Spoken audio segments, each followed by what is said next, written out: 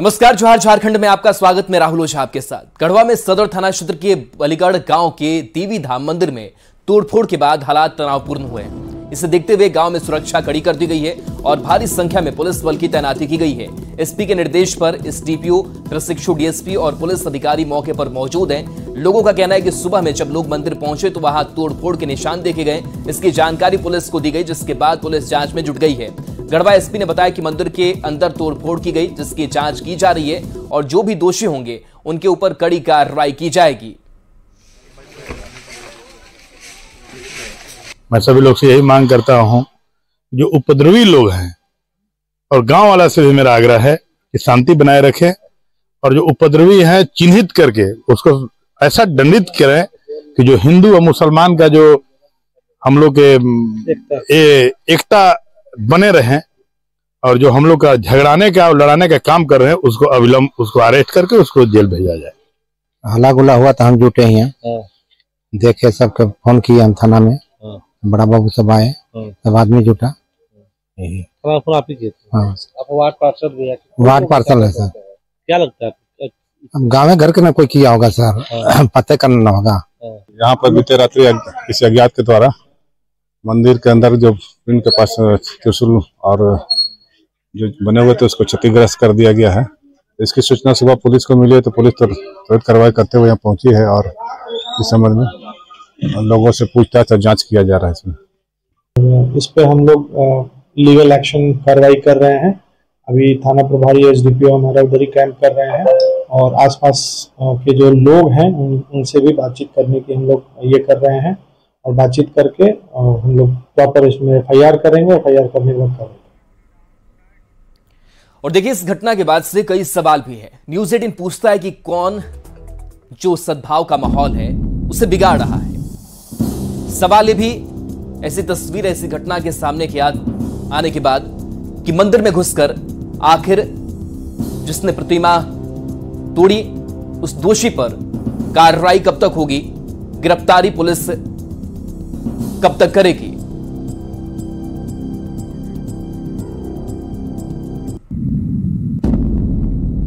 खबर दुमका से, जहां हादसे के बाद सड़क पर मछली लूटने के लिए लोगों की भीड़ जुटी रही और जो जितनी मछली लूट सका लेकर भाग गया।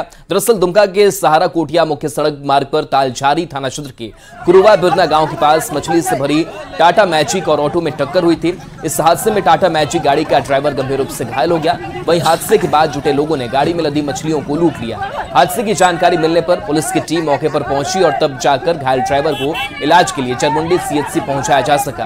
पुलिस फिलहाल दोनों गाड़ियों को जब्त कर आगे की कार्रवाई में जुटी हुई है।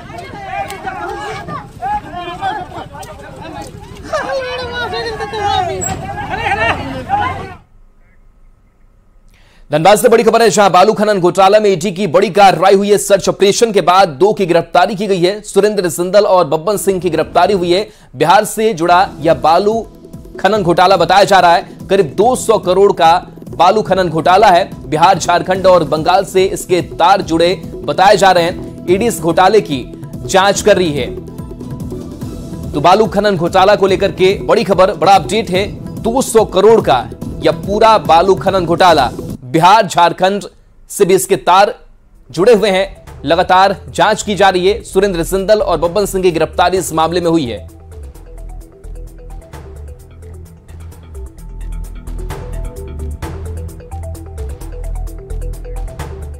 झारखंड की हेमंत सोरेन सरकार की कैबिनेट बैठक आज होगी। कैबिनेट की बैठक में कई प्रस्ताव पर मुहर लग सकती है। आज की बैठक में जमशेदपुर को औद्योगिक नगरी घोषित करने का प्रस्ताव आ सकता है। कैबिनेट बैठक की जानकारी दे रहे हैं न्यूज़ 18 संवाददाता अविनाश कुमार। झारखंड मंत्रालय में आज हेमंत सोरेन कैबिनेट की बैठक होगी।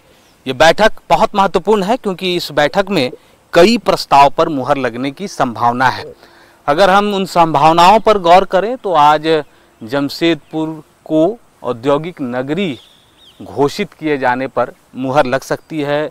इस पर विभाग ने तैयारी कर रखी है और पहले से ही ये अनुमान लगाया जा रहा था कि जमशेदपुर को औद्योगिक नगरी घोषित किया जा सकता है।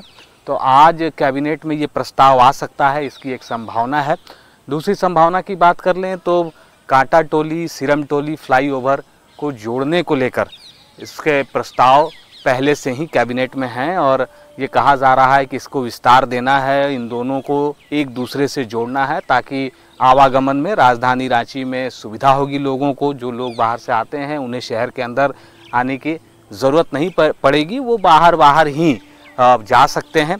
दूसरी और एक महत्वपूर्ण और भी फैसला हो सकता है जिसके बारे में कहा जा रहा है कि जो झारखंड से रोजगार के लिए प्रवासी मजदूर जो बाहर जाते हैं और वहाँ उनकी सुरक्षा को लेकर कई बार सवाल भी उठते हैं, तो ये तैयारी की जा रही है श्रम विभाग की तरफ से कि जो भी प्रवासी मजदूर हैं जहाँ वो दूसरे राज्य में रोजगार के लिए जा रहे हैं वहाँ की सरकार के साथ श्रम विभाग एक MOU करेगी ताकि जो मजदूर यहाँ से जाते हैं, जो प्रवासी मजदूर हैं, उनकी सुरक्षा हो सके।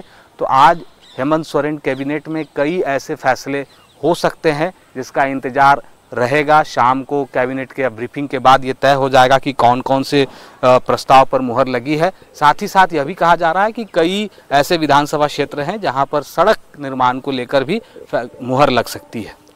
न्यूज़ 18 के लिए अविनाश कुमार, रांची। धनबाद के कतरास में माहौरी वैश्य मंडल की ओर से डांडिया नाइट का आयोजन किया गया। इसमें गिरिडीह सांसद CP चौधरी मुख्य अतिथि रहे। इस मौके पर सांसद ने धनबाद में क्राइम के बढ़ते ग्राफ पर चिंता जताई। साथ ही आरोप लगाया कि धनबाद में कोयला चोरी और बढ़ते अपराध के मामले में राज्य सरकार सीधे रूप में शामिल है।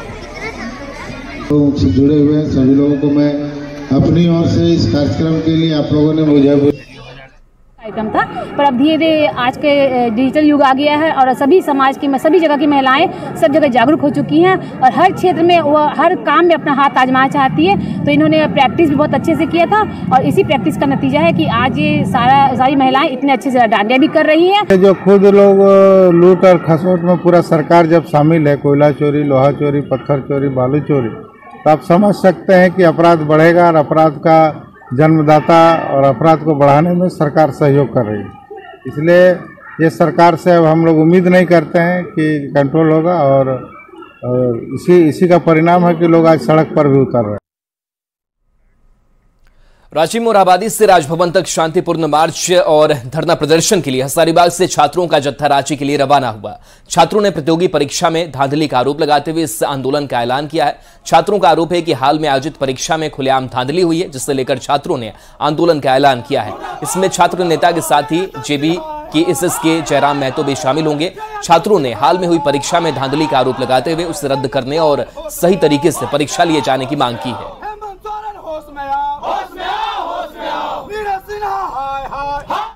राजभवन में जाकर के चुनौती देंगे कि अगर सरकार हम लोगों के खिलाफ, छात्र युवा बेरोजगारों के खिलाफ गलत नियम नीति बना करके उसके बावजूद भी आप एग्जाम ले रहे हैं, उसमें भी सेटिंग गेटिंग है, तो आपसे कुछ नहीं हो पा रहा है, तो आप इस्तीफा दीजिए। एग्जाम ले रहा है उसमें बहुत धांधली हो रहा है। नगर पालिका हो, लैब असिस्टेंट हो, PGT हो, ना आंसर की दे रहा है, ना कट ऑफ मार्क्स दे रहा है, पेपर लीक हो रहा है, किसी में सील नहीं है, सील टूटा हुआ है, एक बुकलेट नंबर भी नहीं है। उसको लेकर के हम लोग हजारीबाग से आज लोग रांची जा रहे हैं। रांची मोरहाबादी से राजभवन तक पैदल मार्च करेंगे।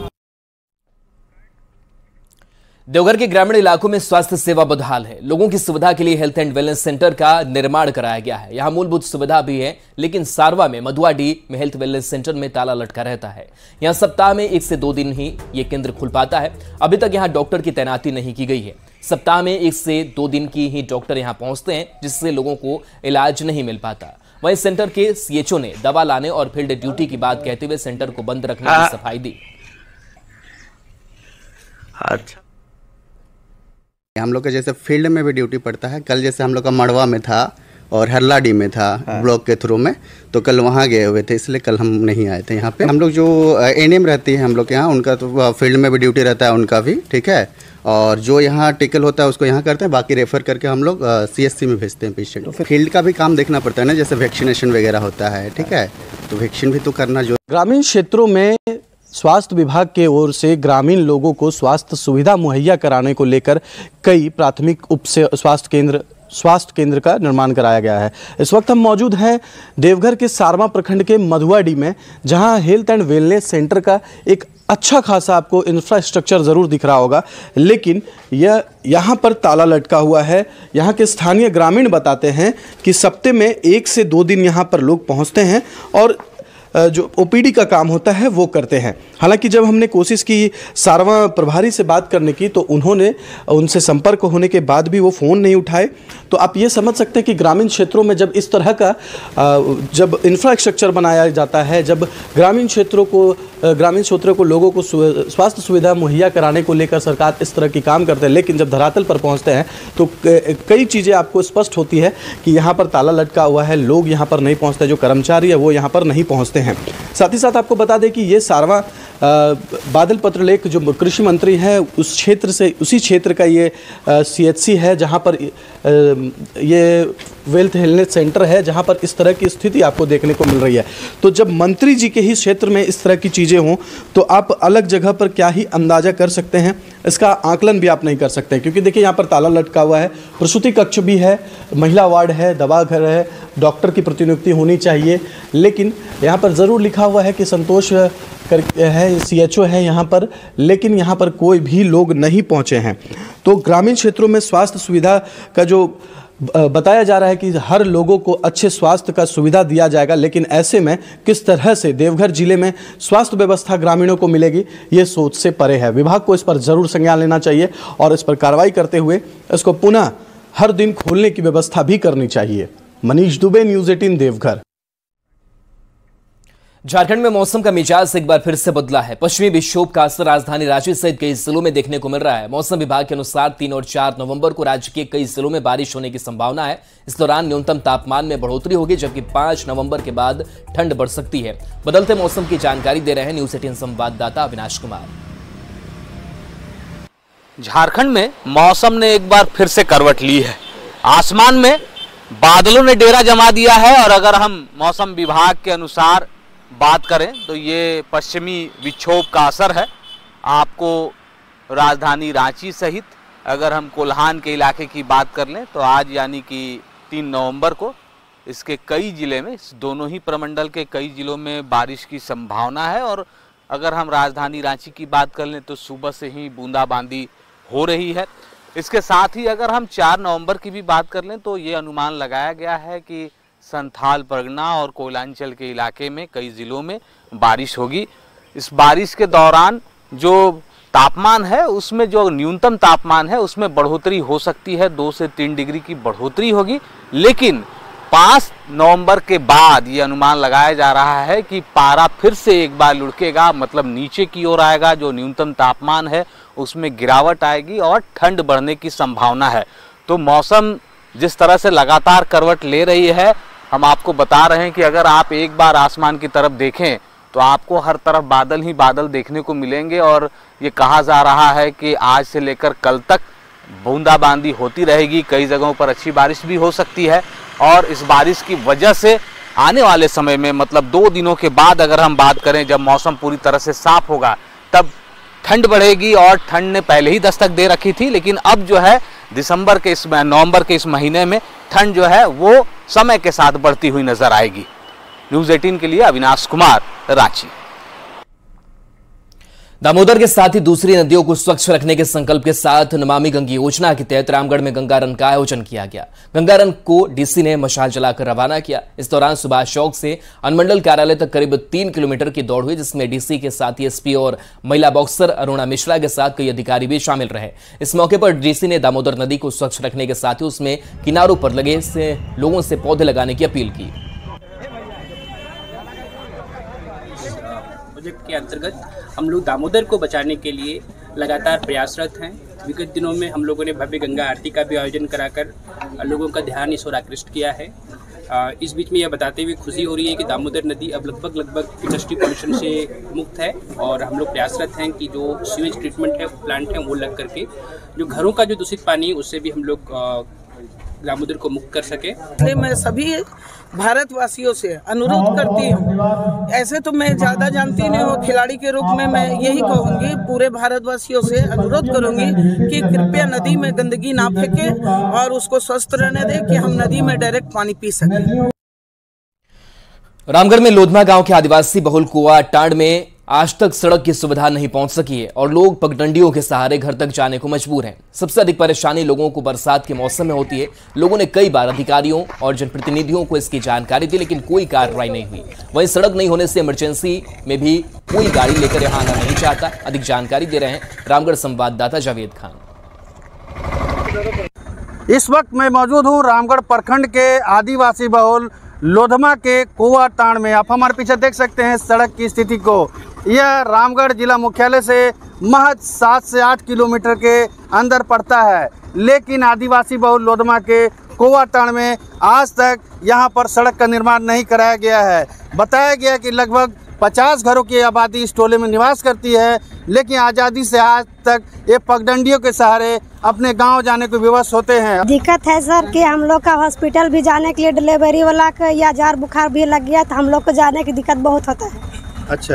और जाने के लिए भी गाड़ी उस समय बरसात होता है तो गाड़ी भी नहीं आता है इधर जाने के लिए। तो आप जिनको चुनते हैं मुखिया लेके और बाकी लोग यहाँ नहीं आता है कोई? आता है लेकिन बोलता है बनवाते हैं लेकिन नहीं आता है। अच्छा। और मैं कहना चाहती हूँ कि सड़क बहुत जल्दी ही बनाने का कोशिश करना चाहिए। बहुत दिक्कत होता है हम लोग को।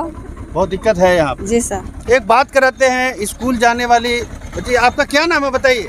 पुष्पा कुमारी। क्या दिक्कत है? बहुत सारा दिक्कत है। जैसे बच्ची लोग स्कूल जाती है तो उन लोग के लिए जो गाड़ी आती है वो भी आधा रास्ता में ही अटक जाती है, जो कि घुसता नहीं है। बरसात में दिक्कत ज्यादा है?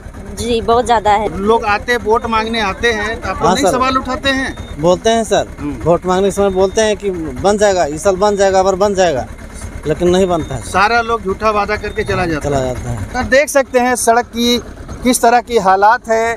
ये पगडंडी है, इसको सड़क कहना भी ठीक नहीं है। और कोवाटाण के जो आदिवासी हैं वर्षों से सड़क निर्माण का इंतजार कर रहे हैं, लेकिन उन्हें सिर्फ सड़क निर्माण के नाम पर आश्वासन ही उनके हिस्से में आ रहा है। अब यहाँ के आदिवासी चाहते हैं कि यहाँ का जो जिला प्रशासन है वो तत्काल इस बात की सुधि ले और कोवाटाण तक पक्की सड़क बनाने का काम करे। जावेद खान, न्यूज़ 18 रामगढ़। और एक नजर इस वक्त के हेडलाइंस पर।